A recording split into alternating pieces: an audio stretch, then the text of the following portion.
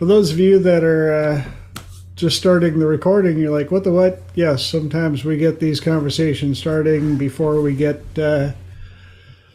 recording starting. But we are live now. My name is TJ Zill. I call myself a professional problem solver. And I always have to follow that up with, no, I don't know everything. I just have a unique way of asking lots of questions, digging down to help you find the solutions to the challenges you are going through. We are also live on YouTube. Hi, Mom. And for those of you doing the YouTube, please do all the YouTube stuff. Click the subscribe and ring the bell and leave comments, and then comment on other people's comments, and then go back and comment on your own comments, because I like comments. I also have a website, theTSWB.com. That's right, the tall, skinny, white boy.com. That's what it stands for. And what else we got? Oh yes, I do offer a free 30-minute consultation. That is your time to get a hold of me and talk about whatever you want to talk about. But I do help people with depression, anxiety, phobias, PTSD. I work with athletes from beginner all the way up to pro level. I do offer corporate consulting and coaching, among, I don't know how many other things, Lenora. Yeah, about that many. I feel like you're about to be like... I'm the Rolodex. One thing we started for 2024, I realized that I had about 60 ties that I could introduce over the year. So here's the tie of the week. All of your favorite. So fun. If you know all of these people, you had an awesome childhood. Do you guys remember are they the all Tunes Looney song? Tunes? All, each My of your ties? ties? No, Yeah. no, I've got a few Okay. ties coming up here pretty soon that a little bit of different, but just picking them out here and there. Let's see. For those of you that are watching for the very first time, welcome to Triple T Talk Time with TJ. The way we work it, first hour, I have 3 subjects for the week that I try and get through. Sometimes we don't get through one, but we have a good time getting there. And then the second hour is open mic, open platform. Anybody on the call can ask any questions or bring up topics, and everybody on the call gets to answer first. That way I can learn, because I like to learn as well. And if there's anything left over after everybody else answers, then I will give my 2 cents. But enough about me. Let's see if anybody else has any awesome things to share from the last 7 days since we were here. Anybody? Lenora. I am super excited that my course is launching on Thursday. And guys, I am super, super pumped. And I will add that my birthday's coming up in a few weeks. Point of that is I kind of knew between this course and my birthday, it was going to be a whole lot of push, as in pushing me into new spaces. And that always comes with a fun twist of emotions and spiritual shifts and mental shifts. And then apparently there's a new moon, or there's something with an eclipse of some sort. That kind of amplified some stuff. So working through all of that also. Thing that I did today, after so many weeks of procrastination, I finally was just get it done. And what I procrastinated for weeks took me less than 30 minutes to complete. Been there, done that. Still got scar. Nuts. Yes. Awesome. Very proud of you. I know you've been working on that quite a bit. So kudos. Thank you. I appreciate that. Mark, how you feeling today? You were looking a little beat up last week. Yeah, I've recovering my strength, getting my mojo back. It was a long road, and a lot of stuff going around. One of my clients had pneumonia for 6 weeks. Another one had the flu and was throwing for a week, and I had the third kind. And but things are the system is resilient, and so am I. And now it's again, I'm feeling much better. Thanks for asking. Rock and roll. I'm wearing one of my favorite T-shirts. I don't know if you can see what it says there. There we go. Mad Wand. It was an older book about Mad Wand. Lots of power, not a lot of training. So, again, it was one I wore to Hypnothoughts, to illustrate that, I feel like I've got talent, but I have never gone down. I never had a particular set of training. Dr. David was one of the first, but it definitely opened me up. And but that was I'm kind of a mad wand. I'm all over the place. Right on. Very cool. Anybody else got anything from the last 7 days you want to share before we deep dive into this week's stuff? Anybody? Those of you wondering who the slim dude in the headphone set is, Kevin did a little trim job and found a human underneath there. So hey, I know the feeling. I can't grow a beard. I'm so jealous of those guys that got the full beard and everything. Mine gets to about here, and I look like a homeless dude.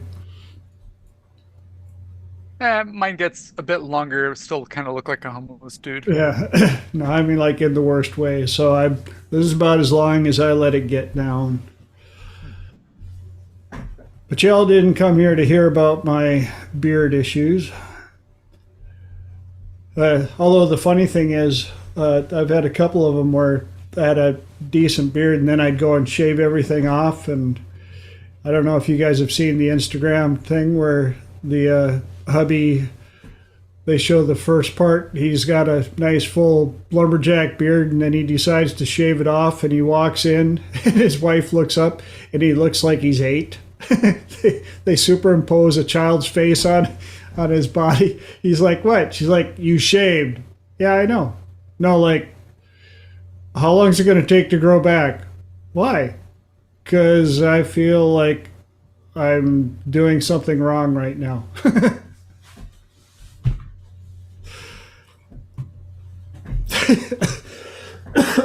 And hopefully my voice is going to sound a little weird tonight. I have been literally with clients talking nonstop since 11:30. So, been a day.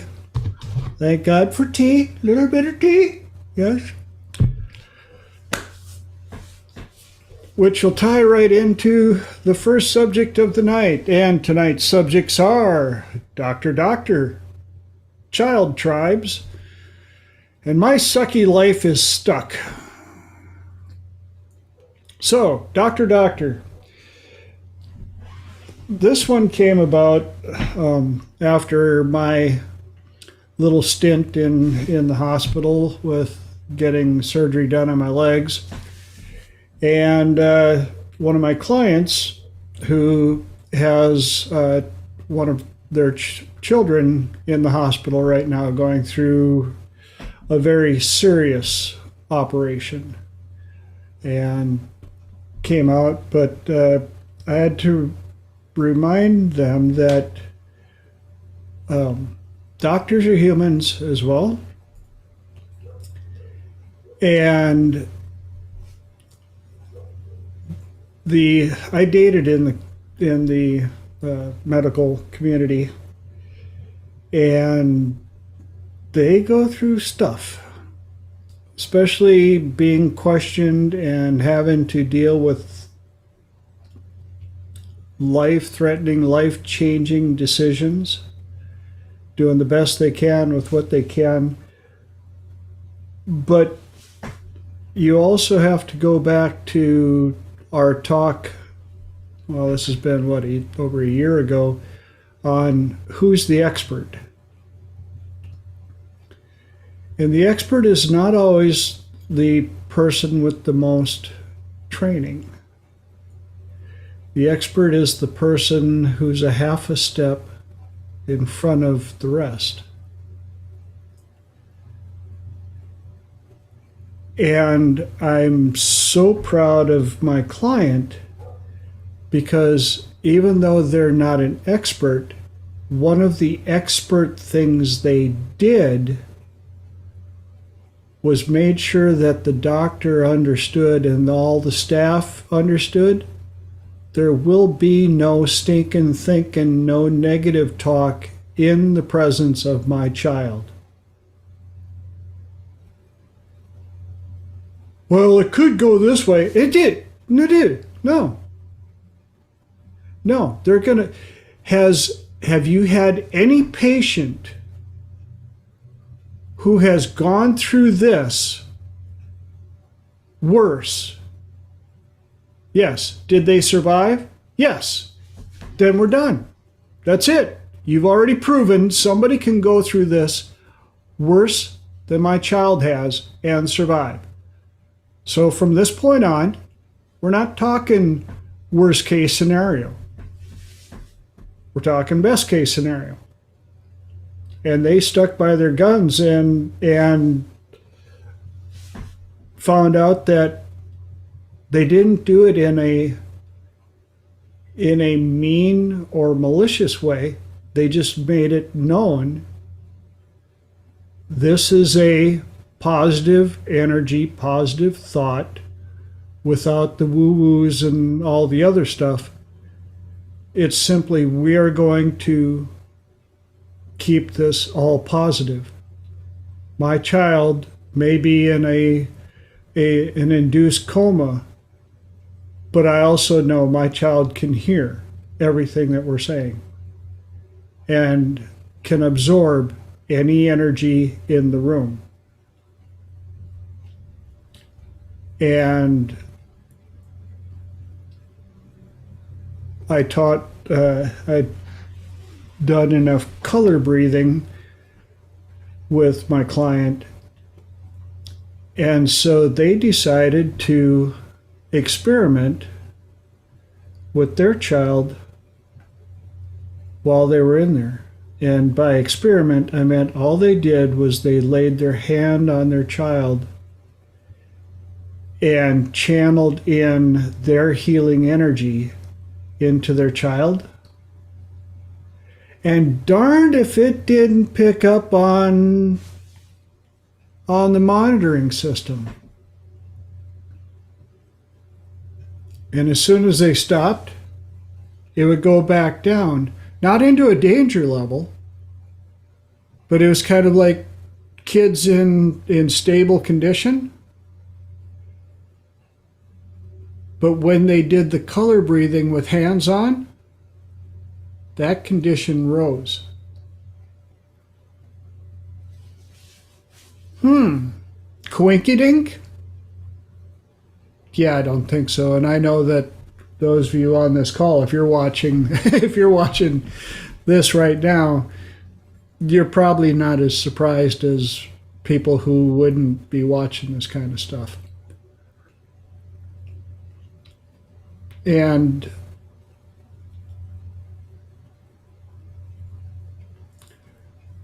Kevin, you wanna speak on that a little bit? He put a comment in there. You guys don't see the comments, so. Yeah, let me get my microphone down here. There you go. Yeah, the engrams get programmed into people in a time of either pain or unconsciousness. And so you have different levels of unconsciousness, and you can have physical or emotional or even spiritual pain whenever somebody's having like a crisis of belief or something. And then, and if they're in in a state of quasi consciousness or any of that, then that goes and leaves tracks, cellularly in the person. And then they end up reacting to that really negatively in the future when the engram gets restimulated. Awesome. Thank you for sharing that. I appreciate that. Mark. I heard a story of a man who went in for a minor operation.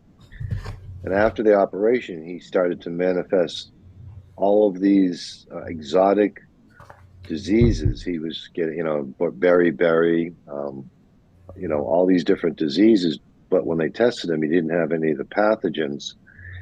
Come to find out, the doctor that operated him on, like, I don't think it was like a very minor surgery, but they had put him under, and all those doctors had just come back from an exotic disease seminar, and he started to manifest all these different symptoms physically, but he had none of the pathogens inside of him.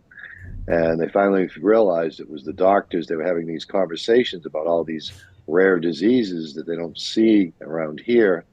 And his subconscious went, well, I guess I must be sick. Let's try them all.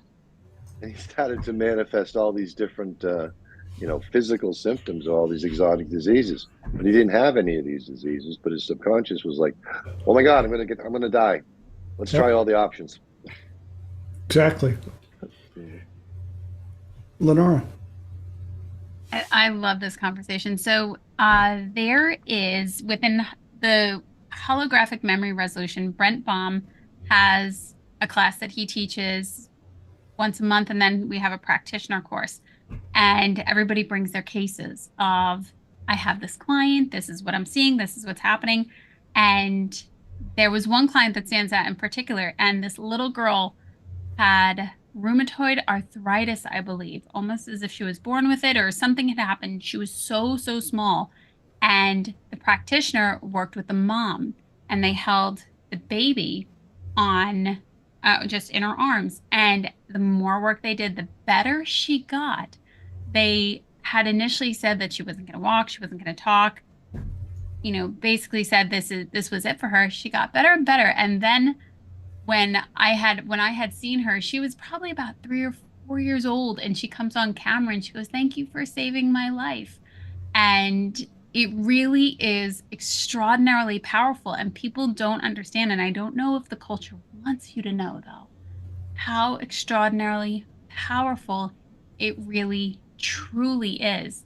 And you had said something to me once, TJ, and I said, "How can you be so sure?" And you had said, do you remember what you had said? I think you did, because you're smiling.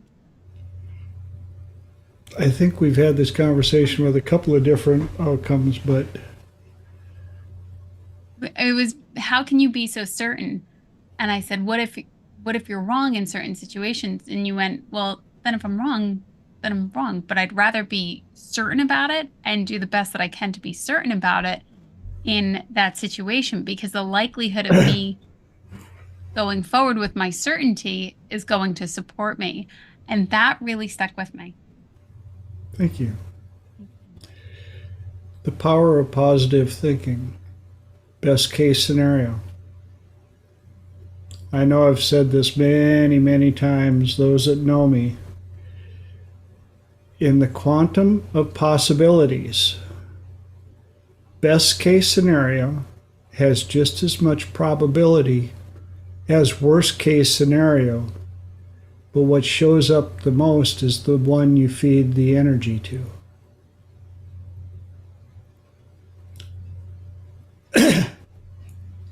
Ooh, there's a good one, Kevin. Pronoia versus paranoia.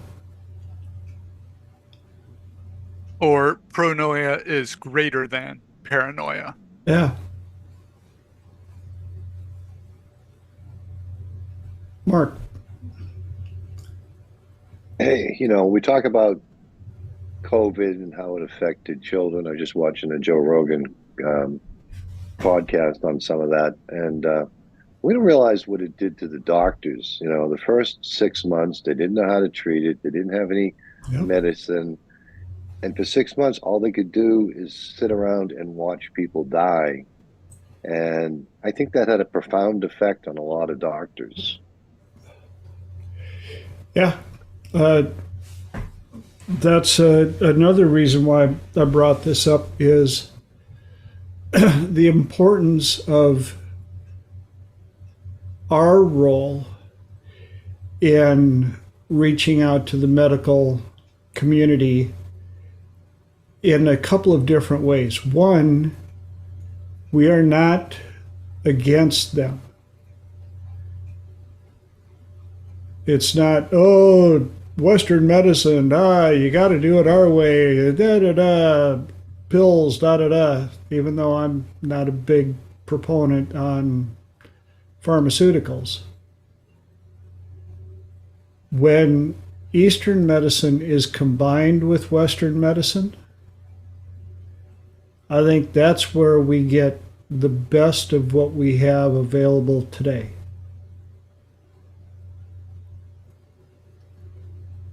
I'm pretty sure that 3,000 years ago, if they could have combined Chinese medicine with an MRI,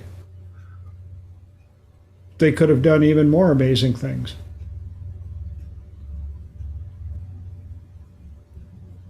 To say it. But that's also why some of the things that they are still doing are 300 years old. And like when I was lying in the bed and they came in, one of the things I schooled them on was about what's your pain level. And I was like, yeah, we're not doing that here. And of course they're like, arr? Like, from now on, you should be asking, what's your comfort level? 10 is sheer bliss, I'm feeling awesome. 1 is absolute misery. It flips the scale, but what happens is, if you come in and say, what's your comfort level? 1 is miserable, and I tell you that I'm at a 2, subconsciously and consciously, I had to pick a small number to represent my pain. The change is already happening. If you come in and I have to pick a high number to associate my pain, I've amplified it. If I tell you that my pain level is a 9, well, I'm at the top of the scale, which means I'm at the top of the scale. But if a 9 is a 2, what's your comfort level? I'm at a 2, man. I'm not feeling good. You're at a 2. Ooh, okay, let's see if we can get you back to being a 10. Or at least a 4.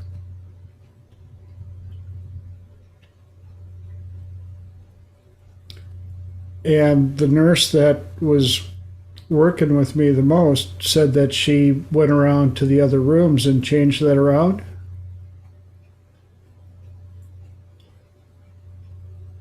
Even the other patients thought it was a good idea.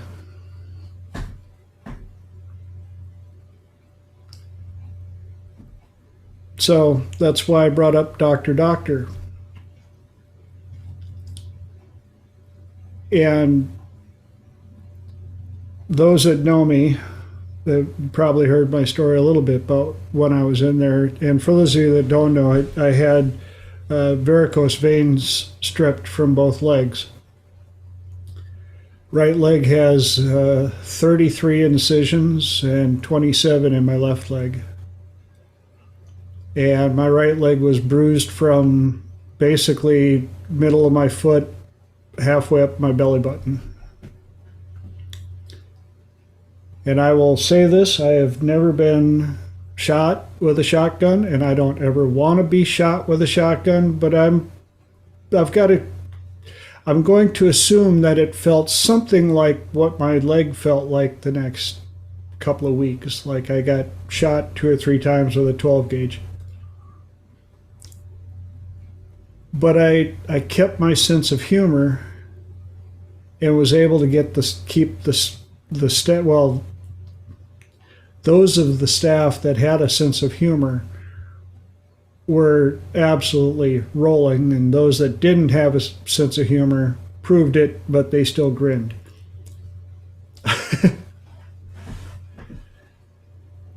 And I had one of the nurse practitioners from the vein clinic, the 2 of them showed up because I had some issues and they came in to rewrap, and I had them laughing so hard they had to take little breaks in wrapping my leg because they were laughing so hard. And they were like, how can you be in this much pain and still do this? And I said, time's going to pass anyway. But humor and laughter, when I'm laughing, I don't feel pain. It's one of the most natural anesthesias available. And the more I can, they tried giving me 3 different pain relievers, and I had a sore throat from the station tube while I was on the table, and none of these high power pain relievers even touched my sore throat. That's my body chemistry. Even Tylenol 3 with codeine, I probably get more from a baby aspirin.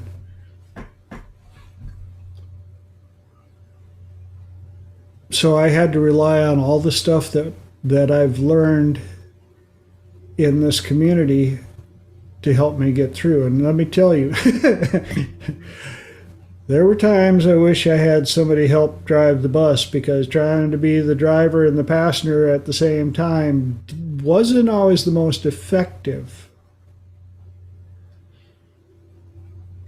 But I'm still here. Legs are still attached, still operating. So that's pretty much Doctor.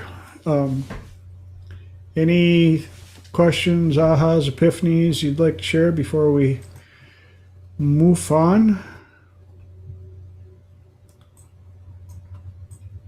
Yes, no, maybe so? No? Okay, then. Child tribes. Anybody want to take a stab at what this subject is about?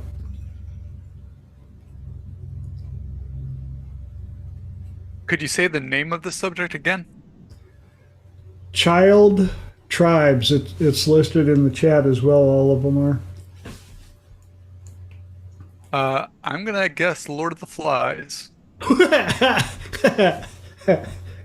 Great answer. And in a way, you're probably closer than, even though I didn't intend it that way.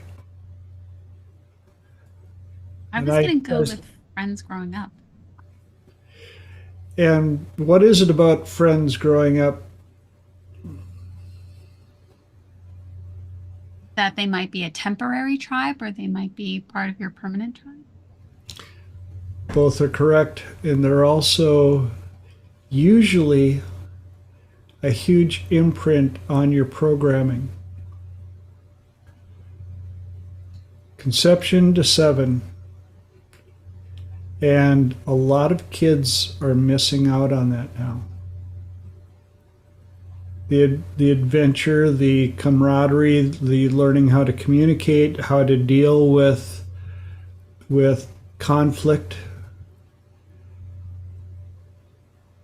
all the above. But I also brought it up because sometimes we forget, or we don't realize how much of our programming came from that era of our life. And we still hang on to it. A lot of times when I'm working with clients and we go back to the where the issue started,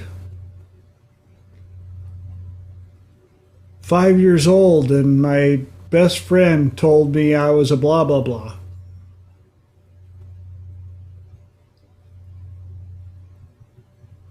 Didn't remember that until we did the session. But that was the first building block that built up, and everything built on top of that one. And lo and behold, how many years later, we still have that program running back there from the child tribe. And nobody told us when we reached that magical age of 18 that we don't get to blame any of our situation on our past. Not our parents, not our siblings, not our besties, not our worsties, not our schooling, none of that. Because it's up to us to make the choices. The challenge is, how do we make those choices? We make those choices based on our values and criteria that were built through that era. And we have to be aware enough to have the power to change it. And there's many, many ways of changing it if we're aware. One of my clients said, yes, Lenora, please. One thing that I wanted to share was I didn't know how it looked. I really didn't know what I was aware of. And one thing that I learned was that they're echoes. They're not just other people's opinions, but they're also echoes that come up. And I remember not even years ago when I was doing stuff and clearing stuff and I didn't know what I was clearing or how it was happening, and I had started in EFT, I didn't realize that that was a limiting belief. But I would remember mostly it was people that were really close to me, not even friends. It was people, my cousins and stuff like that, that were echoes of what would they think of me? What would they say? And they were just things that were playing in the background. And that's what I started to, as you're talking about it, I was thinking, well, how did I start to notice it? Those are those limiting beliefs, because we don't really know. It's not like a limiting belief comes up to you and it's like, oh, hi, I'm a limiting belief. Here's my pay stub. They come up and they show up in echoes, and in, well, what will that person think of me? That's a good place to go. Or anytime you're getting that uncomfortable feeling of somebody else's judgment, that's a really big red flag, I think, of where to start doing some work. If somebody was curious. Exactly. And where did we feel the earliest forms of judgment? In our child tribe. You don't have the right shoes. You eating the welfare cheese. You ain't got the Nikes there. Your hair's curly. Way to go, Curly Curly. We're gonna call you Fat Curly now.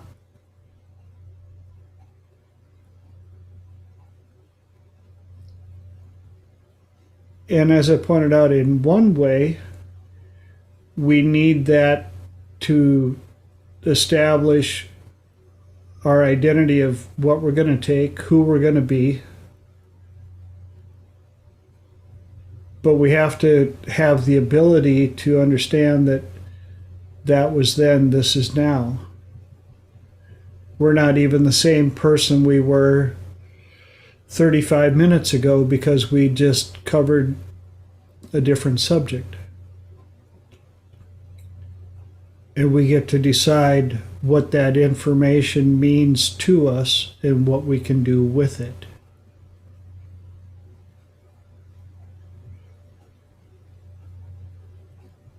That's also why people who go through near-death experience have a big reevaluation of what's important.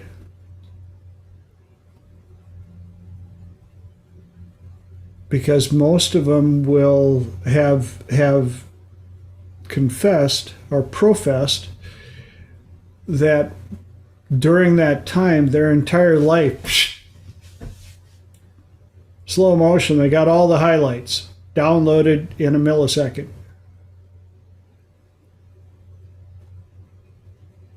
And I would put some pretty serious money down that in that flash, there was a lot of stuff that flashed back from their childhood where they went, well, that ain't right. Yeah, no, we're not playing by that game anymore. The other part is when I do my personalities on stage protocol, and I have my clients name their personalities and actually pretty much bring them to life.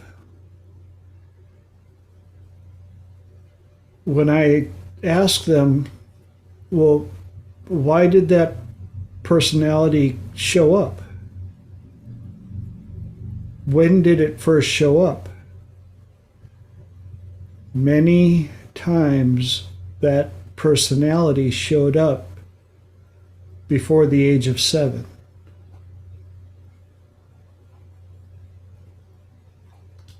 In response to something that happened. Just had a client today who realized that I can't remember who their badass personality showed up to defend their sweet personality. And it had to when they were 4 because mom wasn't always the nicest person. And the sweet personality, who was represented by Marilyn Monroe, needed to be defended. And so that's when the other personality showed up. She felt bad, guilty about the bad personality, the badass personality. And I said, does that person show up randomly to hurt people with malice? No.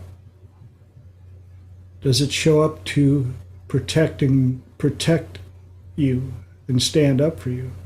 Yeah, not a bad personality.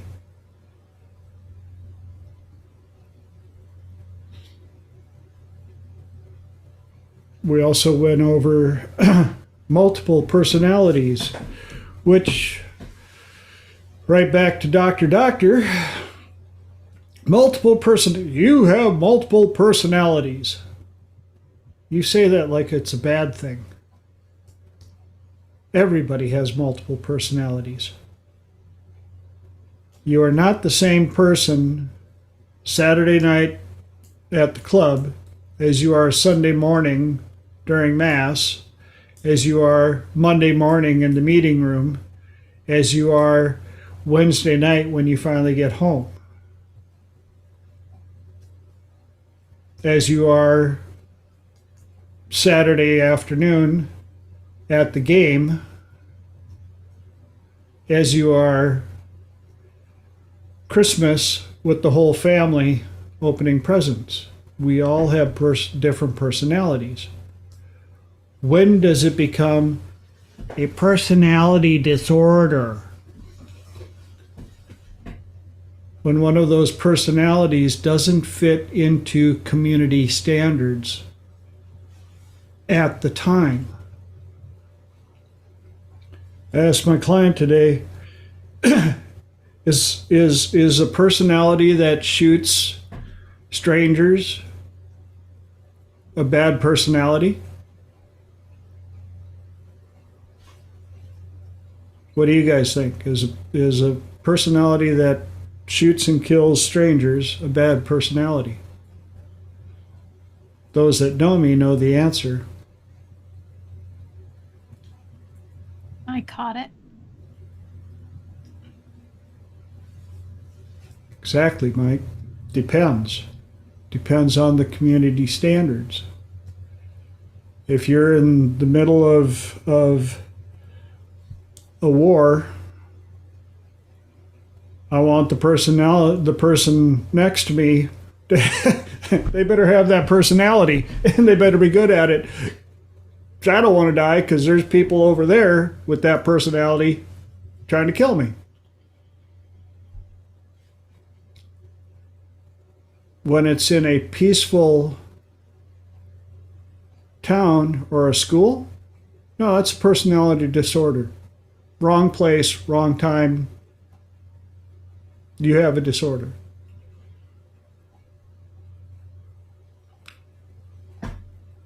And we also have to ask, that's why I ask, why was this personality created?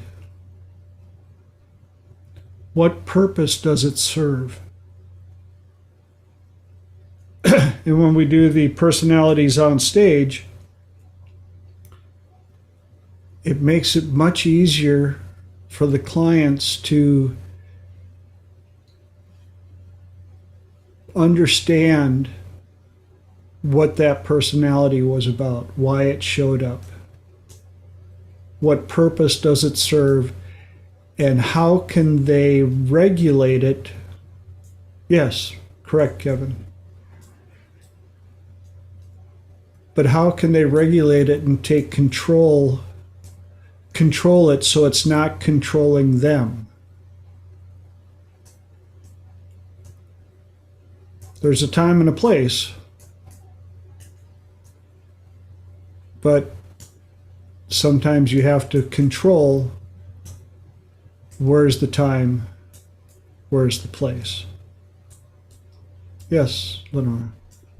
One of my friends came up with, when your personalities or when somebody else, that other person is trying to drive the bus, and how to get them out of the driver's seat and have them go sit back down in the back seat where they belong, rather than trying to drive the bus. And I thought that was a really beautiful example, because you're not necessarily dismissing them, saying, get out of here. They're showing up for a reason. They're protecting you for a reason.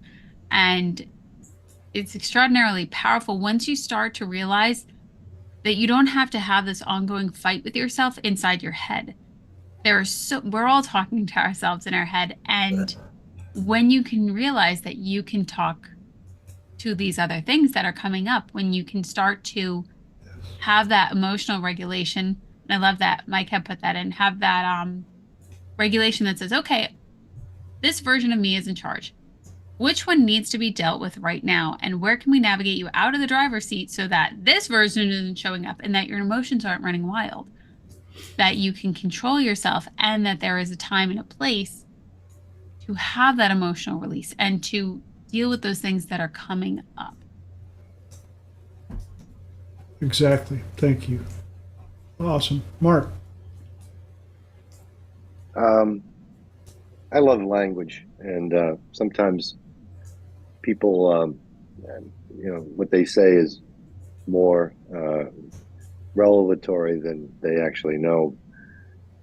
And the word disorder means, again, to my mind, that something is out of order, something is not in the correct place, and so it's a misordered personality that's emerging. And in certain situations, the badass personality might be appropriate, but it's misordered, and it so we call it a disorder. So it's not, it just struck me that word of disorder means, it's not in the right order. So we have to have emotional regulation and that type of thing to, those are all parts of us, and we have to accept that, sometimes they get out of order. Yeah. And like I told my client, there are times when certain people need a good head thumping, a good throat punch, because you also deserve respect, or to let them know this won't happen again. And that doesn't physically mean that you have to head thump them. That can simply be, you know what, this conversation is done. Don't need to talk to you anymore. We're done. But one of the metaphors I used for my client was her sweet part felt bad that they got rid of this narcissistic gaslighter, and her badass was like, no, enough of him. And I said, yeah, your sweet part's going, but he bought us a flower. And the badass is going, yeah, with our money that he stole. But it was a nice flower. Yes. But we can buy our own money, or we can buy our own flower with our money without him stealing it. He's gone. If I see him again, gonna throat punch him. That would be kind of mean. Yeah. And that's the nice version. So let's keep him away. In fact, why don't you just hope that he doesn't come back so that he doesn't get hurt? And you can keep your flower. And she learned that that was one way to allow the personalities to talk to each other. And I'm sure somewhere out there there's a psychiatrist that is already starting to type. Stop typing. Whatever works for you. Okay? Any more on that before we jump into the last one with 10 minutes, 12 minutes to go?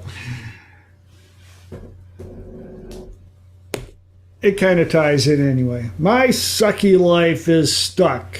Oh, yes.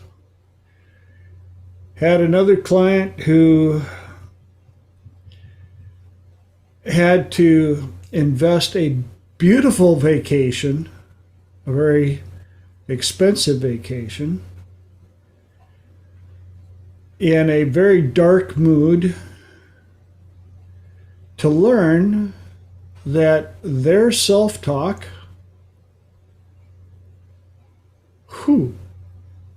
cost them a great time on vacation.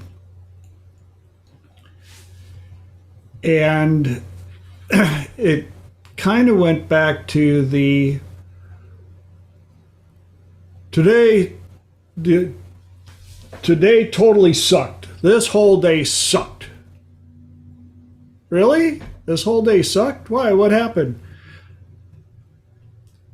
I knocked over a glass of milk this morning.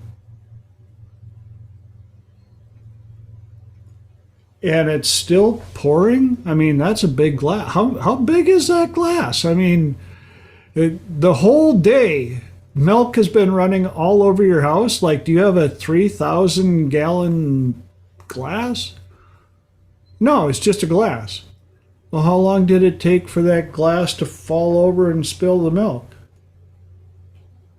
Well, about 2 seconds. How long did it take for you to clean it up? Well, about, 2 minutes. So you had a bad 2 minutes and 3 seconds, and then you milked it out for the rest of the day.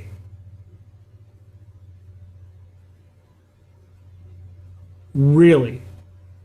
You let a glass of milk suck the energy out of a good day because you had the ability, the option, the choice to milk it for the rest of the day. Well, when you put it that way, it sounds kind of stupid. Just saying. There is more milk available on the planet. I know. May not have had any more at the house, but it wasn't the last of the milk on the planet.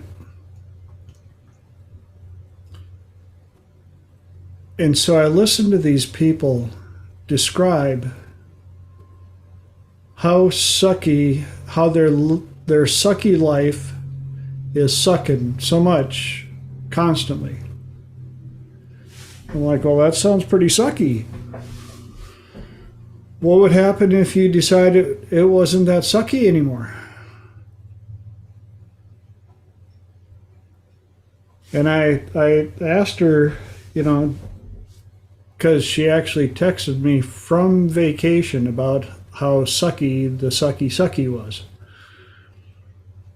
And I said, well, while you're down there, instead of focusing on the fact that in your sucky cloud of suck, you're not seeing anything worth seeing and no good looking people out there and everything is pretty much sucky, why don't you go try finding some other people to see if maybe they're seeing the same sucky, or if you can find some other people you have something in common with.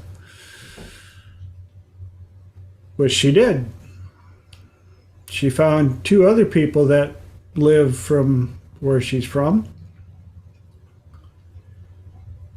And so they decided they would all talk about how sucky the suck was.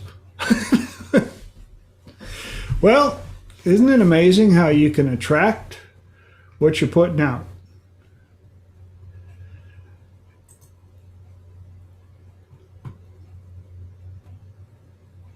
Good question, Mike.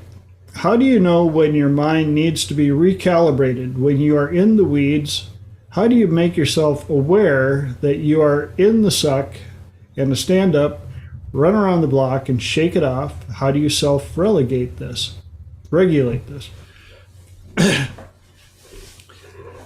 She admitted that she realized that she was in the suck, but she couldn't figure out how to shake it.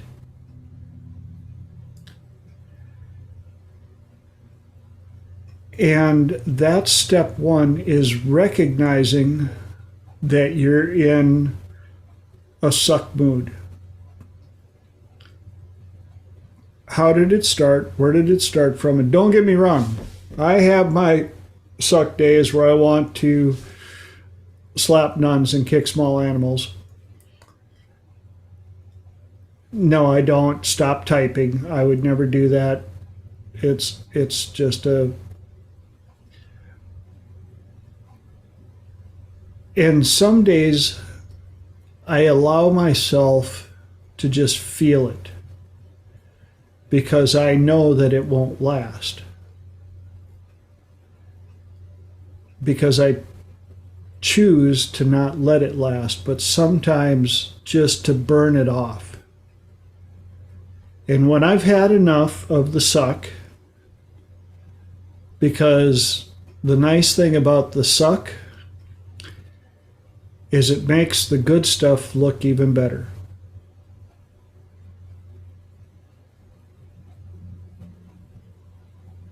Sugar tastes a whole lot sweeter after you've been sucking on some vinegar for a little bit. Lenora. Some of the phrases you come up with are hilarious. Welcome to my world. Mike, I loved your question. Absolutely loved it. One of my favorite quotes is by Les Brown, and he goes, if you don't learn to train and discipline your emotions, they will use you. So I like to think of our emotions as our guide. That being said, I used to feel like I was in a ping pong ball match from hell, or a tennis match from hell, because it was just back and forth, back and forth. I could be really, really high and feeling great, and one thing could trip me up and I would go right down. And then I would have this slew of extended bad feelings. And when I started to work with coaches, when I started to actually open my mouth and share it with somebody and understand that in me sharing it, it wasn't whining, it wasn't complaining, and I wasn't squawking or bitching or whatever it was. I was literally coming with so many things I didn't know what to do. And when I would work with coaches, and even to this day, they're sifting and sorting through, and they're listing for common threads, and they're listing for certain things of where can we go, because when we're stuck in our head, there's just so much. And when you work with somebody who's really, really good at it and can hear certain things and is wanting what is best for you, they'll start to go after certain things and it'll collapse other things. That being said, and I used to think, oh, 1 or 2 sessions and I would be fine. You'd think I needed my head examined for such a statement. But the more work it's true, I blame Disney. The more work I continue to do, the better it got. I've said this many a times. There are multiple people I've worked with on here and had one-on-one sessions, and I've worked with TJ a number of times. And in that, people who are very skilled at it, it gets better. It doesn't necessarily all get better all overnight, but it gets better that day because of the way that they're navigating and what they're doing to get that release from you. And really, it's so much emotion and so much, I said this to Fran once, it's like emotional word vomit, because you can just come in and this as for example, I would come in and I would have I would go. And TJ would be like, okay, stop. And having somebody to have that control that will help regulate you quite literally takes your nervous system and it starts to calm it. And when you can calm it, then you can start to move stuff. When we're so high and twirly, it's so much harder to move stuff. So I would highly suggest to anybody listening to work with professionals who are extraordinarily passionate about wanting you to feel better. Awesome answer. Thank you for sharing that. And while you were bringing that up, as you guys know, my famous squirrels who have their own squirrels brought up the importance of a good tribe. Sometimes you just need to have somebody to talk with who isn't going to try to compete with you about how sucky their suck is. Well, you think you got it bad. Check out my sucky suck. Oh, yeah, but that. And then pretty soon, everybody's sitting there trying to compete about who has the suckiest suck. And that's not the energy you need. The other part that I've found to help is they've done enough studies, they've proven it enough. Learning how to look for best case scenarios helps with that immensely.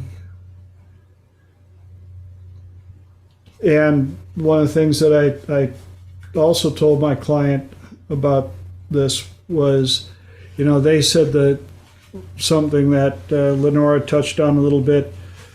Well, I worked with you, 2 years ago and it helped me so much and I thought I was done. And now look at me, I'm having this meltdown. I said, oh, you poor thing, you had a truck and you were driving it and you had to go down gravel roads and through the mud, and then you met me and we detailed the truck, and now you're mad because you got mud on it again?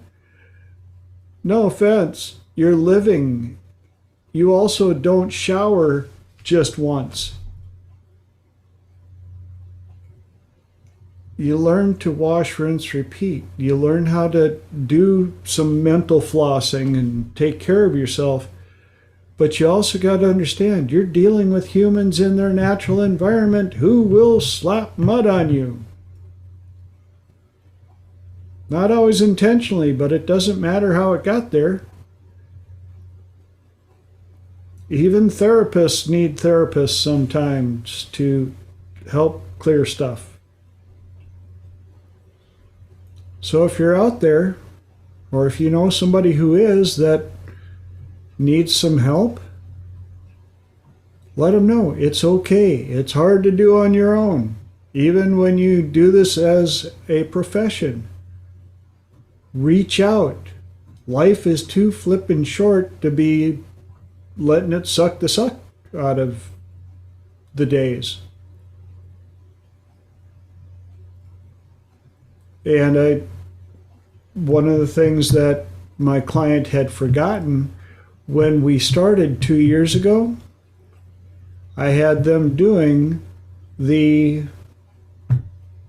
day planner protocol, where they bought a day planner and every day they wrote down a minimum of 3 cool things they remember from the day. And they said it helped them immensely, and then they got away from it. But they're going right back to it because of how easy it helped them. And yes, Lenora, thank you for that. Therapists have therapists, coaches have coaches, mentors have mentors, and doctors have doctors, which brought us right around to the very doctor. Close the loop. Whee! Close the loop, which means my first hour is up. Hopefully you guys got some good stuff out of that. If you have any questions, ahas, epiphanies, it is now hour number 2, which means anybody on the call gets to bring up their own questions and topics for the group. So, who's going to start? I love this because it's usually, I call it the polite chipmunks. But Holly's got her hand up. We're off and running. Holly, what do you got? All right. Sorry for being late. I thought today was Monday. Thank goodness Lenora gave me a heads up. So this discussion has got me thinking a lot about when it comes to, limiting beliefs, personalities that keep us safe, that sort of thing. I'm just wondering if people think, so the thing that keeps popping into my head, I think of, kids that are into Harry Potter that think they can fly. And so, tragically, they might jump off of, their house or, something like that, get really injured, or even worse. I guess my question is, how do we know the difference between a belief that if we change it, it's just holding us back, it's creating our reality, and as soon as we change it, we're going to be in a different world, versus a belief about a real danger that just choosing not to believe it. And maybe I'm wrong. Maybe if we all believed we could fly, we would all be able to fly. I mean, I don't completely discount that possibility. But what is I don't know if that question makes sense, but how do we know the difference between taking common sense precautions to keep ourselves safe versus limiting beliefs that are holding us back, and also hybrid beliefs that are a combination of the two? All right, great question. Who's got an answer? I love when Holly talks. Anybody? Because I got one. I'll pop in. Please. So limiting beliefs that hold us back, how do we know which ones are holding us back? How do we know which ones are protecting us? I think I got that correct. So the first one that I thought of, things that are holding me back and protecting me, one that I often think of is my ability to protect myself, my ability to quite literally protect myself physically. So I wouldn't necessarily go drunk and running into a crack den and think I'm okay and just go for that one. I can survive. That's probably not going to be very much in alignment with me. That being said, there are certain situations that I will think of, I don't want to go into that situation because I'm not protected enough. I don't have enough of a security of which then tuning in and noticing that I had the ability to take care of myself. For example, traveling by myself. I've been traveling by myself now, and it's something that I like, but it's also something that worries me because I don't have somebody watching my back. I'm clearly just focused on me and taking care of me. So I do the best that I can in knowing that I will do the best that I can to take care of me in those certain situations. So I do keep pushing the limit, and I do travel alone. And I also carry extra protection, and I have other things set up to ensure my safety. That's the one that I came up with when you had mentioned it. So I don't know if that helped at all, but trying to push that Absolutely. bar. Okay. Good. Awesome. Great answer. Anybody else before I give mine? All right. Mine is 3 answers, actually. And the Squirrels first are one busy. is the importance of tribe. Learning from others, letting other people's experiments and failures guide you. Second answer, 3 brain. Take the time to interview your 3 brains. And for those of you who have no idea what I'm talking about, I'm not going to go completely into it because there's a couple of weeks back we covered 3 brain, but basically you have 3 brains. You've got your head brain, your heart brain, and your gut brain. And when you get good at interviewing them independently, you will be amazed at the knowledge your head brain was keeping from you. And the third one, ABT.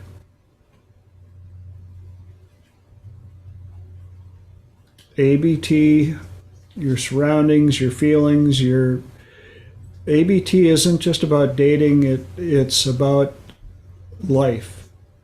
Being very aware where you're at, what's going on, how you're feeling, how are other people, what are their energies, all the above, to have a better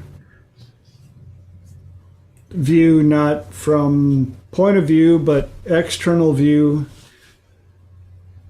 along with 3 brain and tribe experiences, and asking other people for input and help with questions like that. I mean, here we are right now doing tribe stuff, helping each other answer questions. Those that know me, how many questions do I ask? I am not afraid to ask questions. So that's another superpower that you can work on, is get really good at asking really good questions. The better the question, the better the answer. Does that help? Absolutely. I always get the answers I need, like I think I get the answer I need, and then I get the other answer I need, and the other answer I need. It's so perfect, and then they add together to be an even another answer. So, thank you, everybody. You know what you just proved in that answer? 3 solutions to every event a minimum of 3 solutions to every event, situation, or problem that may occur.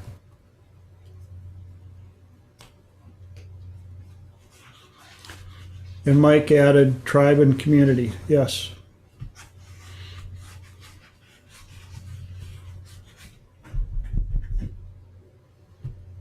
Okay. Anybody else got anything to add to that? Or anybody got a new question or topic?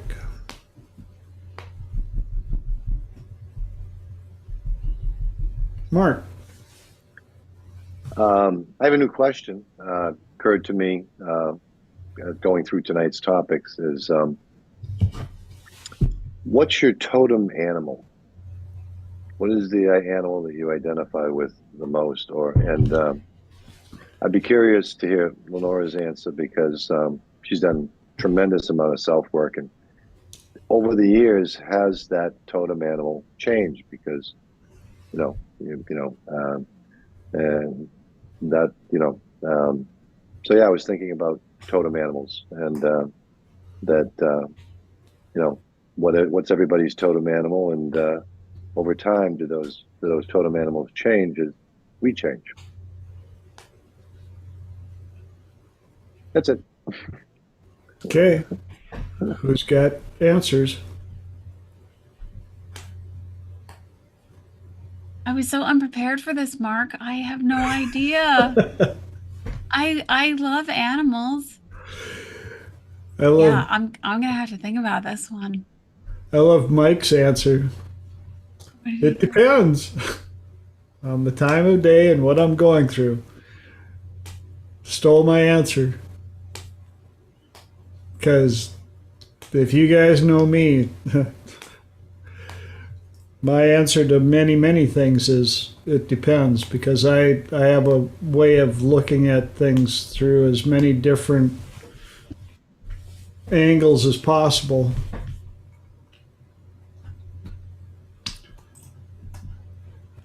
I gotta think about this one. I have a favorite animal. Does that count? Mm-hmm. What is that? Share it with. Oh, my favorite animal, very specifically, are cows with cowbells in Switzerland. There you go. They were the biggest, most beautiful bells, and you can hear them for miles. Amazing sound. Amazing. I'll keep you posted about my totem animal that I relate to, though. Well, after the first hypno thoughts, I was spending some time, and a new totem animal popped up. I started to feel this growth around my shoulder blades, and what emerged was dragon wings. And it wasn't my original totem animal, but all the stuff I got at my inventive inner child came up with this. These wings became strong and could carry me, and fiercely, be able to on a cloudy day just rise above the clouds and feel the sun on my on my face, and so the dragon for a while became my totem animal. Very cool. Yeah. You did mention that a few episodes ago, that hypnothoughts was really, really shifting for you, really powerful for you. Mm-hmm. I told Dr. David afterwards, we were just chatting at the front of the room. I said,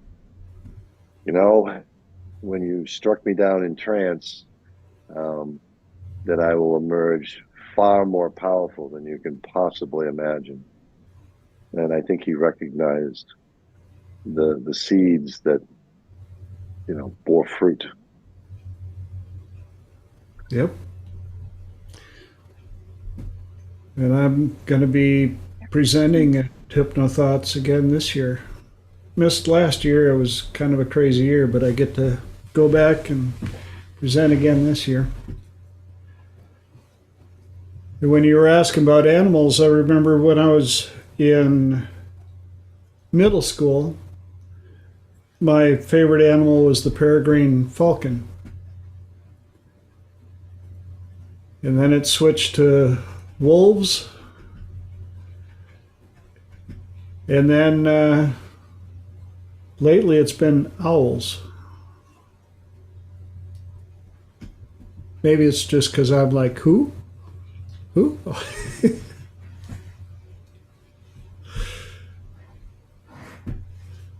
What was that? Oh, sure. You just took the totem animal that I didn't know I needed until you said it. Which one would that be, Mike?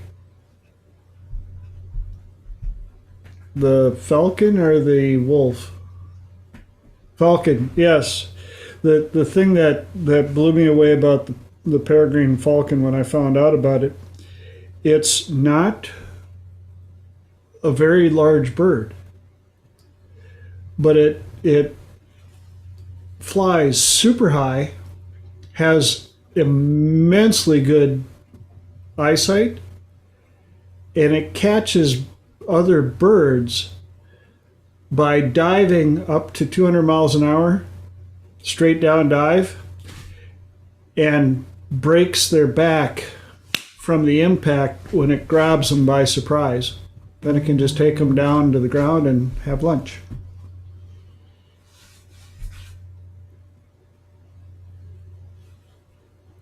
So there's that. Now everybody that, oh, the animal kingdom is so nice. No. There's a reason why a lot of the animals in Mother Nature's realm are on edge.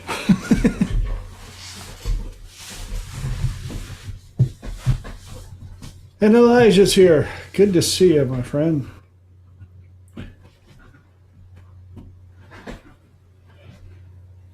So, how's it going? It's going well. The question you just popped into was, what is your totem animal?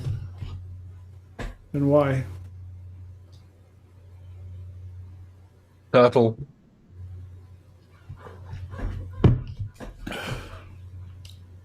Because at least you'll never be homeless. Forward when it's safe to do so, and I always hide protected in my shell when it's unsafe to do so, and I upset so many hares on my way.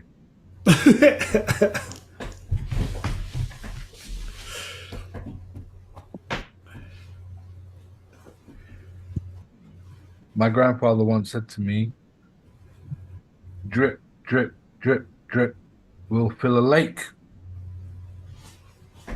Yep. And so I adopted the way of the turtle. Good answer. Anybody else, or is it time to see if we got another question on deck or another topic? Or Lenora? I had a question. There were a couple of things I wanted to share with you guys. Also, I was on a podcast yesterday, and I've been on a fair share of them, and this one was absolutely extraordinary. And the conversation that I had with this person was so good. And I was so jazzed about telling you guys about it. I literally took multiple post-its. I could not write fast enough, and I didn't have time to go over the recording. One thing or a few things that I wanted to share with you guys was, and I think this reminded me, Mike, when you had asked a question earlier, winning versus whining. And winners pay attention. So they're noticing their thoughts, and they're noticing like, okay, well, how can I navigate this one? And that's why there's a difference between when you work with somebody, when you work with a coach or a therapist, whomever it is, there's a difference between whining and there's a difference between winning. Even though you're talking about problems, you're not whining about them. You're coming to the table going, I have a situation. I would like some assistance with it. And I just thought that was super powerful, the way that this individual had shared it. And they had said another one was bounce back better, not bitter. Wow. That was good. So, and the last one, oh no, sorry, I'm lying. There's two more. There's a difference between wounds and scars. I thought that was a good one. And the last one for you guys was face the things that are stopping your growth. And I know that really gets into a lot of the shadow work that we end up talking about. And how do we know what's stopping us? Well, this is stopping us. And we often start to notice it as we're talking about it. That's one of the things that I love about working with other people is they'll say, okay, well, tell me about it. And as I'm having all this word vomit, they're able to see things that I can't see. And it's so helpful to have people navigating with you that are looking at it and not going, you're the problem. They're going, maybe this is it, or maybe this is it. And you uncover different golden nuggets that might be the things that are holding you back and keeping you stuck.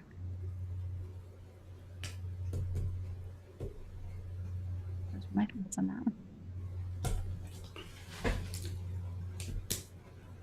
Well, I'm glad you shared that, because I know I'm jumping in ahead of everybody else, but it goes right back to language a lot and listening to others. When I have clients come to me, I like listening to how they describe their problems, their issues, their beliefs. Mike put in there, I like the proactive taking control of your life versus reactive having life control you. And it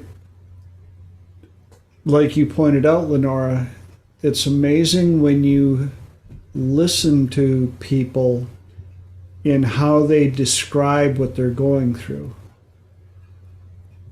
versus being a victim or being a participant. One of the things I like is when I'll get some clients that will email or text me about some things they want to work on. And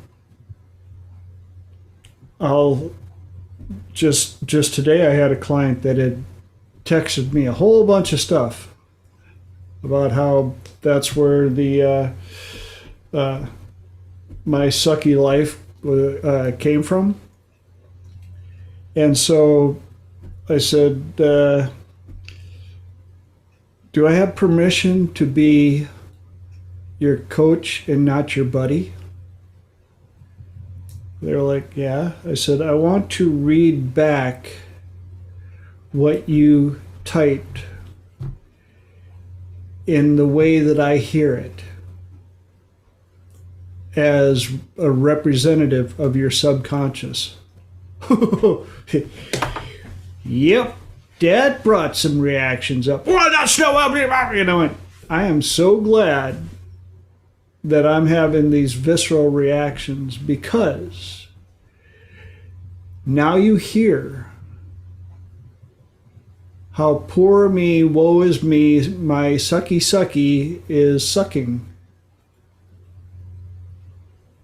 And we hit on a number of raw little demons that we chase back to 4 years old, 7 years old.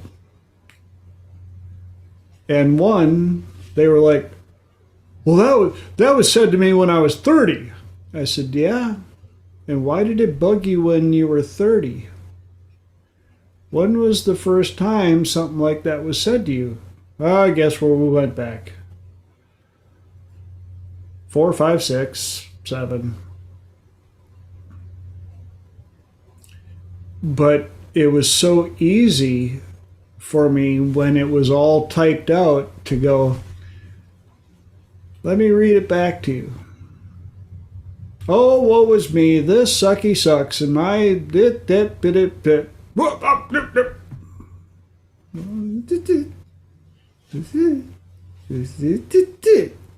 How do you want to read it to me? Well, you're right. It kind of sucks when you read it that way.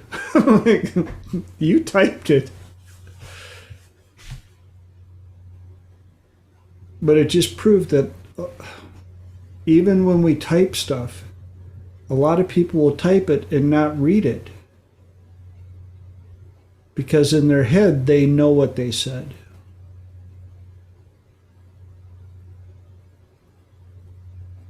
It takes me a while to type stuff out because I'm the one that reads it in 3 different languages. Yes, they're all Minnesotan, yeah, you know, but I read it. How did I initially type it?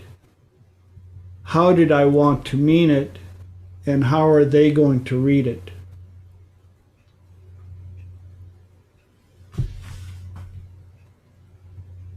When I had my photography studio, my business partner, Debbie, when I had to write stuff, or write copy or whatever, I would write the first vomit draft just to get stuff on paper. I would hand it to her. She would rewrite what I wrote. Then she would hand that back to me, and I would go through and make it mine again with her improvements. And then I would show it to her. And usually by the time we were done, the finished product was much better than the sum of the two of us.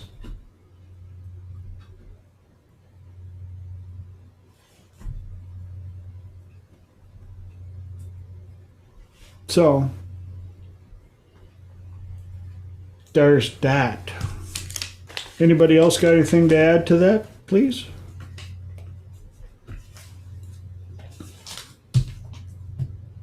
Yes, no, maybe? Come out of trance.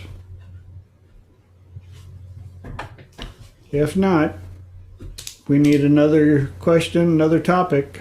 We got 34 to go. I found that if you listen literally to people, you'll get the most clue. Don't try and read any meaning into what they're saying. Just listen and take the words absolutely literally. They will tell you within the first, I'll say 5 minutes to be safe, but usually within the first 2 minutes maybe, exactly what the problem is and exactly how to fix it. Yep. They will say something like, I've got this thing and I just can't get over it. And they will literally show you with the hand where the thing is and tell you that they need to get over it. And you know the submodality move you have to do from an NLP point of view immediately. Within like the first minute, they will tell. And if you don't try and read any meaning into what they're saying, just take it literally. Yep. Yeah. It's amazing how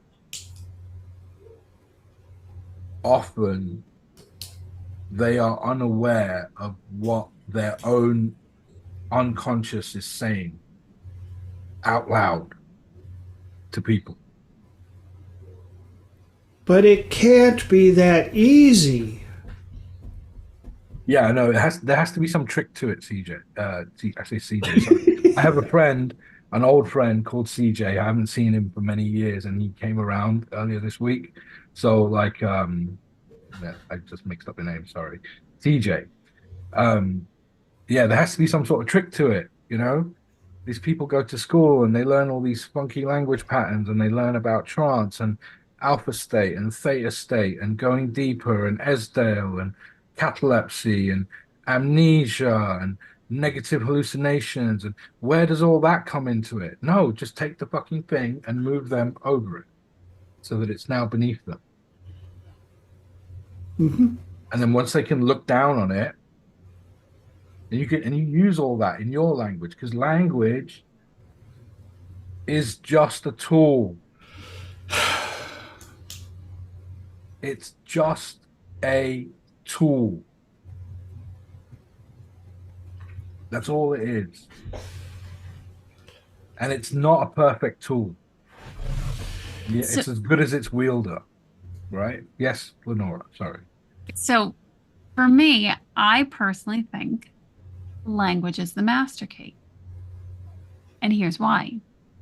Language is words, but language is also tone, facial expression, body expression, how we're communicating with our energy. So I think language is the key. So I'm very intrigued when you're saying language is a tool. The key is also a tool. There, look at you. I didn't see that one coming. Listen to what she said. She said, I think it's a key, a master key. Yes. But even a master key is just a tool. Okay. Like if every door was open, would you need to use the tool? You wouldn't need a key. Your body You would only be the need tool. it when you come across doors that So are your locked. body language. It would be the movement of your body. That is okay. So that's your first language, right? VAKOG. That's your first language. before English. English would be your second language. Okay, because I'm going to go with colors, sounds, textures, and shapes are also a language. So colors fall into V, sounds would fall into A, Okay. textures would fall into K, shapes would fall into V again. Okay. So how would you interpret colors? Through your visual sense. How would you Okay. interpret Okay. textures? Through your Following. kinesthetic sense, right? So they are Okay. all like VAKOG is your first language, your primary language, Yes. right? Because how do kids learn? How do kids learn language? When you were a kid, just think back for a moment. When you were 3 years old, 2 years old, right? Your parents sat with you with a dictionary and went through with the words and taught you all the words, and that's how you learn to speak, right? No. No. How did you do it? Through the environment, through learning it, Through picking it up as you're immersed in it. Submerged in it. exactly, Yeah. right? So you're immersed in it, you're surrounded by it, and your mirror neurons pick up on it, and you mimic what you see, you mimic what you hear, you mimic what you feel, and you begin to create association. So I'm thinking here that you're saying that it's a tool. It is a tool. Are you considering them all Like- tools or one tool? If you consider 2 weeks ago, we talked a lot about, well, not a lot, but a little bit about criteria, right? And what something means, like what confidence means. It might mean something different to you, it might mean something different to me, Okay. right? But there's no way for me to share with you the inner thought with all the colors and feelings and sounds and emotions that go with it with you. Yeah. So I have to use a tool Cool. Okay. called language to try and explain what I'm thinking to you. But because it's an imperfect tool, there's no way of knowing whether you will interpret those words the Okay. same way as I meant them.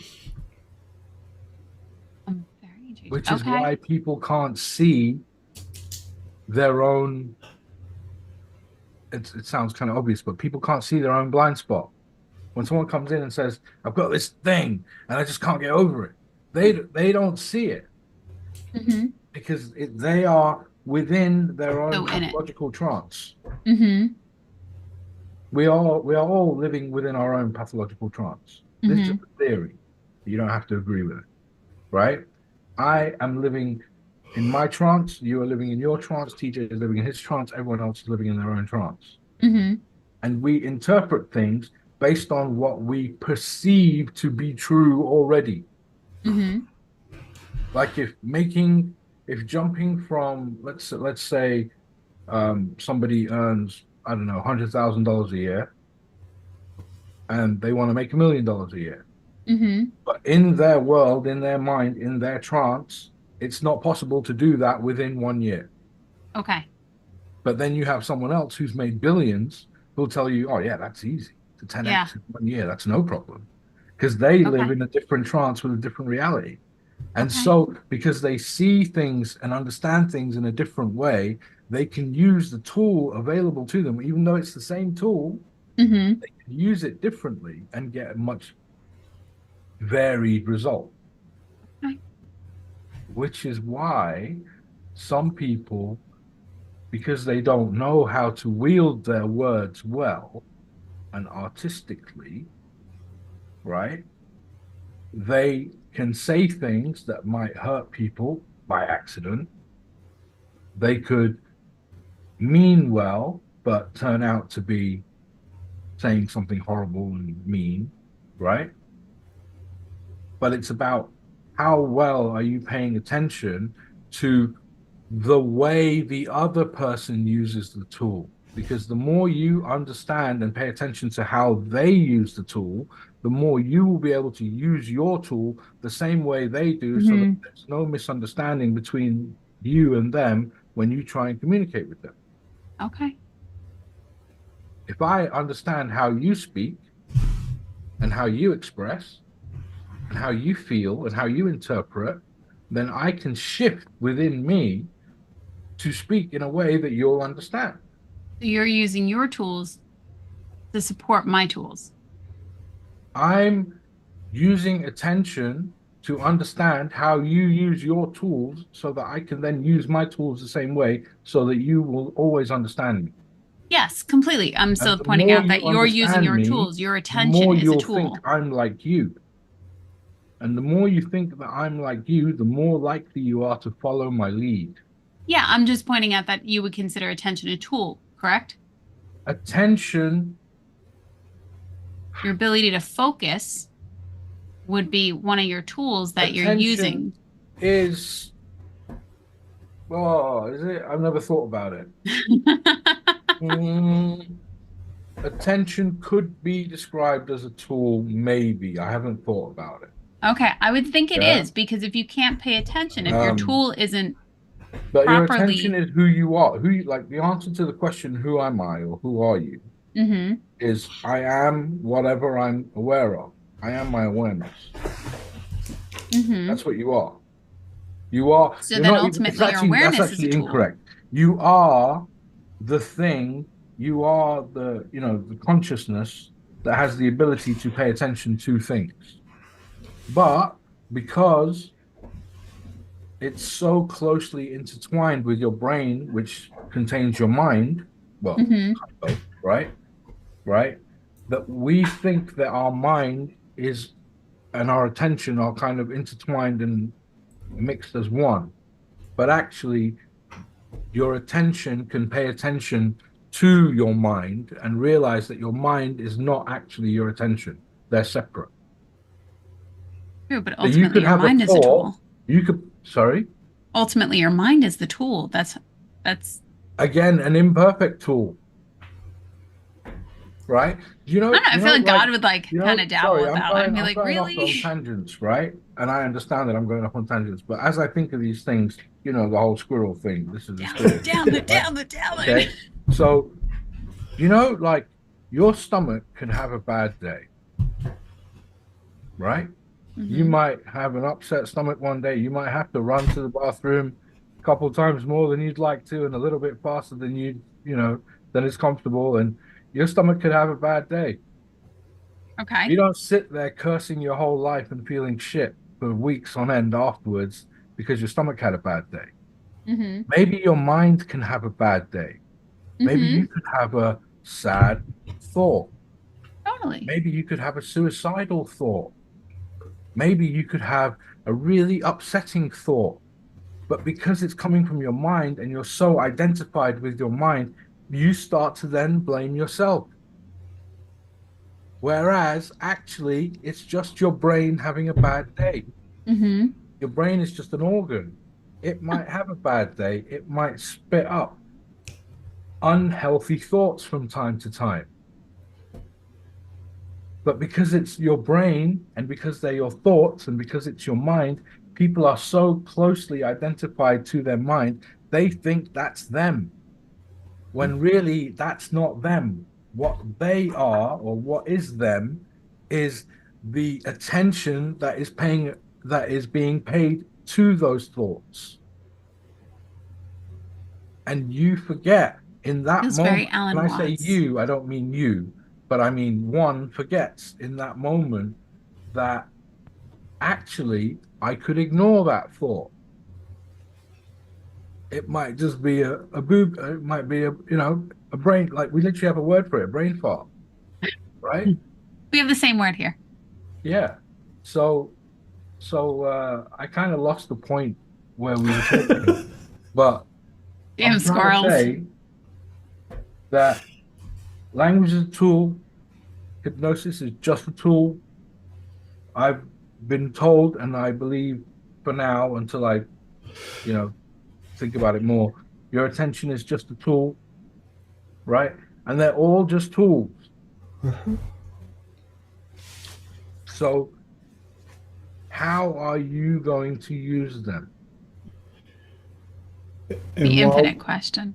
While we're on this subject, go into the chat to what Mike brought up about, although I wonder how many people complain about the symptoms because it is comfortable to complain about versus what is really wrong, the disease, because it is so difficult to face and discuss. Yeah, it's in the word, the dis-ease. It's not easy to discuss or to face. But the thing that one, I'm going to say you, I'm not going to say one because it sounds weird. The thing that you are looking for is just on the other side of that which you most fear facing. 100%, I guarantee it. And when you come out the other side, you're going to sit there and you're going to think, it wasn't as bad as I thought it was going to be. There's also secondary gain, which I've had people in our industry argue about whether or not secondary gain is real or not, and I I believe that secondary gain has a lot to do with people not getting the results they're looking for. They've become so identified with their situation that getting it fixed is scary because they're going to have to become somebody they don't know who that will be. But to complain about it, and if they don't at least say that they've tried to fix it, well, then they're dealing with judgment. They will know who it will not be. It will not be the one who they are now who's complaining. Yes. Right? So, like, you don't have to do it. No one here is forcing you, and no one ever can force you to do something you don't want to do. That's a fact. Okay? And if they do, they deserve to be locked up in prison. Okay? That's also a fact. Right? And so if you don't want to face your fear and you don't want to go through the other side of it, that's fine. But then you will just keep on complaining and accept that that is a choice that you're making, that you want to hold on to whatever you feel has wronged you in life, and you want to keep complaining about it. And nobody really wants to hear your complaints, if I'm honest. I realize nobody likes hearing my complaints. And I don't like hearing other people's complaints, right? So we can lend a sympathetic ear, especially if it's a loved one, like a sister, brother, best friend, something. You can really tolerate a lot of complaining because you really love that person. But if you keep going and keep going and keep going and you're not willing to change, at some point, that person is also going to get fed up with you. Yep. The flip side to secondary gain, though, that I had not thought of until it came up in our industry, is making sure to ask clients if we come across something while we're in there fixing stuff while you're in trance, do you want it fixed or do you want it left alone and discussed about when we come out of trance? And the situation that brought it up was a client came in for some issue. While they were in there, they discovered why this person stuttered. And the practitioner was like, well, who wants to stutter? So they fixed that. 2 days later, the client comes back and is furious. I never told you that you could fix my stuttering. And everybody in the office was like, the what? His stuttering was part of his identity. Everybody knew him since childhood as a person who stutters. All of a sudden now he's not that person anymore, and his identity was changed drastically without his consent, and he was fuming. Secondary gain. well, who would have saw that or thought of it?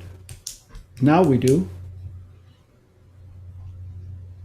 And so I've learned to ask clients, do you want the a la carte, let's go in and fix everything we find, or there are certain things that you want, left alone until we talk about them? In my experience, no one has ever said no. Correct. That's why I ask on the front side. No one has ever said no, just leave it alone. I'll say to them something to the effect of, while we're working, because the mind is non-linear, things might be connected to other things in ways which we can't anticipate. And so it's possible that something else might pop up that has nothing, or that has seemingly nothing to do with what we're talking about today, but it might be part of the problem. And if that happens, do you want me to also tackle that or leave it alone? Yep. And they're always like, yeah, nuke it. Yeah, nuke it. And the other nice thing about that question is it opens up their conscious and subconscious more to, okay, we're going to fix stuff. We're going to, whatever pops up, we're going to get it fixed. Versus, we're going in for this one subject. That's what we're going to fix. Oh, wait a minute. You found other things? Mean there was more wrong with me and you went and fixed it anyway? Yeah, it's more like napalm than a precision missile. Yes. Right? Precision We're missile. just going to go in and nuke all the... And that's it. Napalm just does the whole thing. Yep. The whole area just gets... Right? But, joking aside, you'd be surprised how many things that seemingly have nothing to do with it are actually the problem. Mm-hmm. Like, I knew this woman once who had a fear of dogs because she loved dogs too much. And there's no way we could have guessed that before the session. All she knew was she had a fear of dogs. Right? But it was her love for dogs, turned out, that caused the fear. Because she was, she witnessed a dog being harmed when she was young. And so her brain just kind of put up a shield like, block, no dogs, we're not doing it. It's too painful. And she just became afraid of dogs her whole life. And you would never have anticipated it. Yeah. Right? Yeah. I don't know how many cures I've come up with, and you're like, didn't see that one coming, but we're here. Lenora. I had a question actually. Can I ask a question? I didn't know if we wanted to continue with this one or okay. My question is, you actually, TJ, brought up earlier the head brain, the heart brain, and the gut brain. And my question was, what do you do when the fight is occurring in the same location?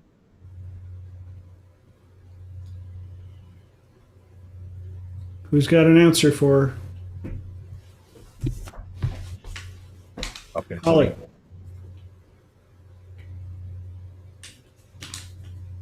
Sorry, I can't find my buttons here.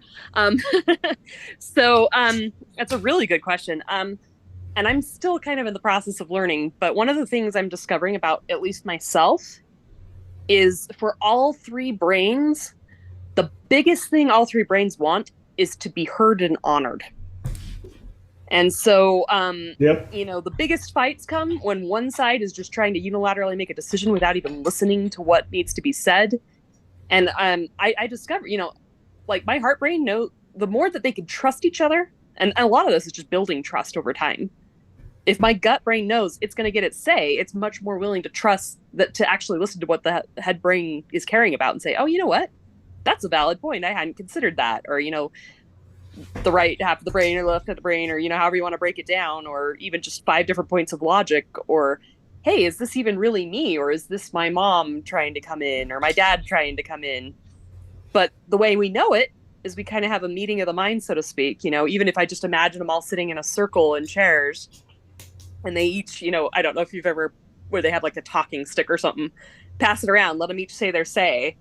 And sometimes the heart brain, or well, the different parts of the brains that are disagreeing will bring up something that the other part hadn't even considered. And it didn't know it hadn't considered it because it was trying to take control and it was trying to enforce it's like, well, I know what's important. I need to make sure that I'm not going to starve to death. Or I need to, like my gut brain's like, I'm just in so much pain. And, I just don't want to go this. And then it's like, then it texts with the head brain. It's like, yeah, I know you're in pain. But if we don't do this, we're going to be in even more pain tomorrow. Do you want to be in more pain tomorrow? And the gut brain's like, oh, you know what? You're right. I hadn't thought about tomorrow. Tomorrow doesn't exist for me. So, anyway, I know that's a very long-winded response, but that's kind of what works for me. Good answer. Who else has one for, because I do. Yeah, I was just going to say mediate. I think Ollie covered it. Yep. You mediate. You put someone responsible or something responsible apart, responsible in the middle of the two that are arguing, and it treats them both equally and says, okay, now it's your turn to speak. Okay, wait, now it's your turn to speak. And you just mediate. And that ties right into my answer. Remember, we have multiple personalities. All of our personalities have 3 brain. And so you may have one personality's heart disagreeing with the other personality's heart because your badass self has a heart that answers a little differently than the sweet soft side self that answers a little differently than the 5-year-old self. And so it wouldn't surprise me if you check in with your heart and a couple of them pop in and decide to offer answers. So you got to decide who's on stage when you ask.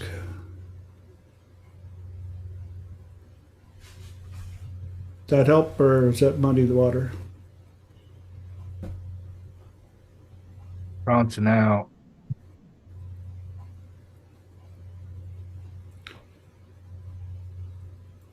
Any other answers for her, or else we've got 7 minis left for another quick question. Anybody got another question topic we can answer quick?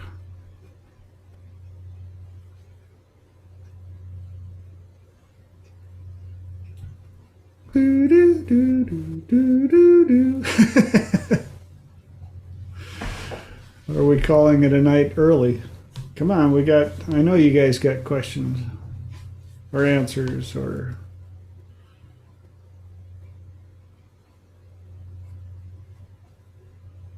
Mark. Just an observation. Elijah, you appear to be a very powerful practitioner, and sitting back here and listening, again, very thoughtful. But the thought occurred to me that when you're doing your practice with clients, it's like you're the mechanic, and well, as long as I've got the hood up, maybe we can fix a bunch of other stuff that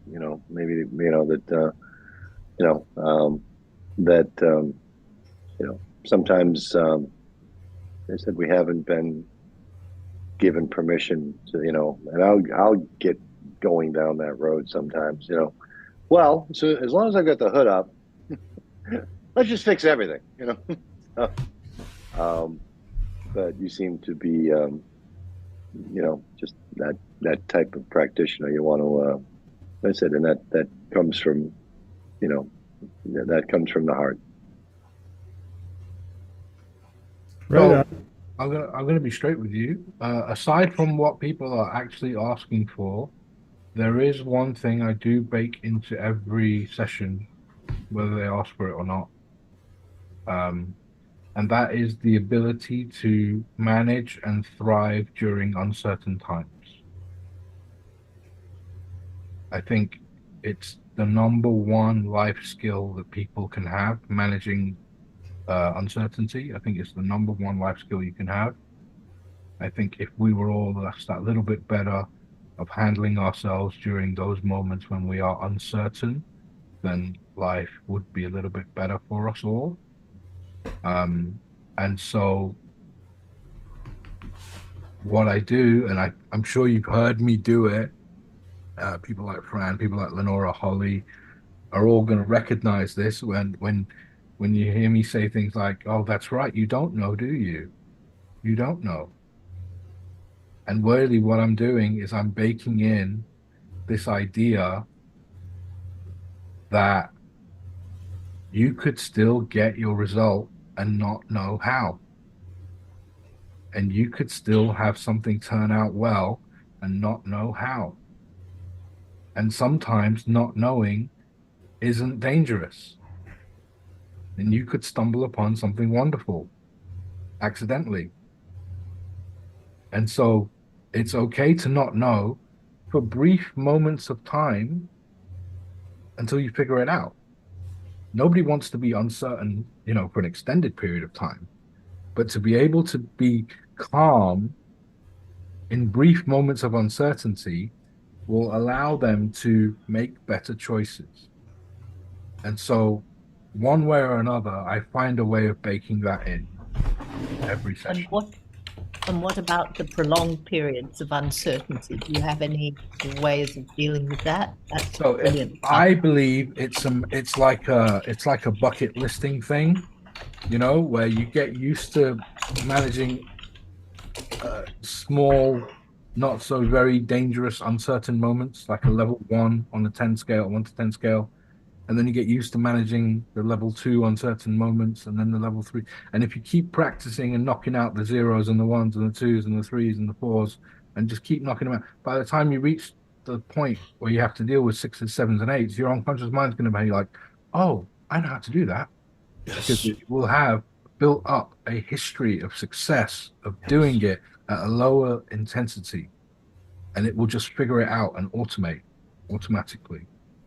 And I trust that the people I'm speaking to, all the clients, all the people, all the strangers that I interact with, I trust that they are all genius enough, that their unconscious minds are genius enough to work that out. If only I could just give them a little head start on the lower end of the scale. Yes. Yeah. Which is right in line with my best case scenario training.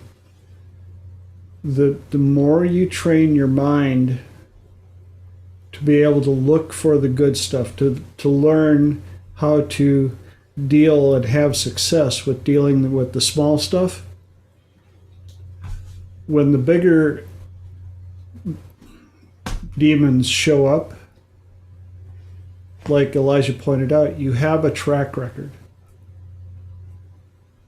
And you don't sit there and evaluate that, well, let me sit back and look at this demon and figure out if it's a 6 or a 7 or an 8. You just know, I've dealt with demons. I've dealt with tons of 2s, 3s, and 4s already.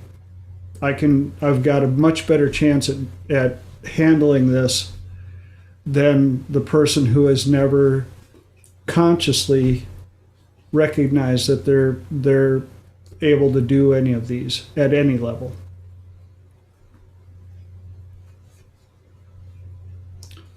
And here we are once again at the top of the second hour.